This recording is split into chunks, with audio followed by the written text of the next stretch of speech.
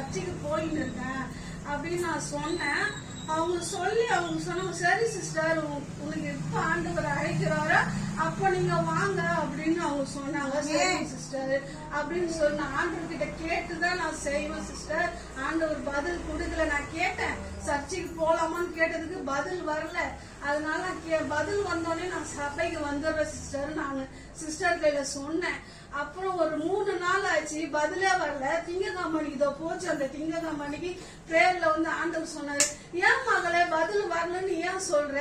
இந்த இடத்துல நீ இத்தனை வருஷமா இருக்கிறிய, இத்தனை வருஷமா எத்தனையோ ஊழியக்காரர் வந்தாங்க, எத்தனையோ சபைகள் இருக்கு. ஆனா நீ ஓடி போய் அவங்கள பாக்குறியே, நீ ஓடி போய் அவங்களுக்கு காணி குடிக்கல. ஏன் நான் அவங்க இருந்ததுல ஏறணும்ல? நீ தானே போன, அவங்கள போய் விசாரிச்ச, அவங்கள போய் பார்த்து அவங்களுக்கு காணிக்க குடிக்கிய, அதுதான் உன் சபை, நீ போடணும்.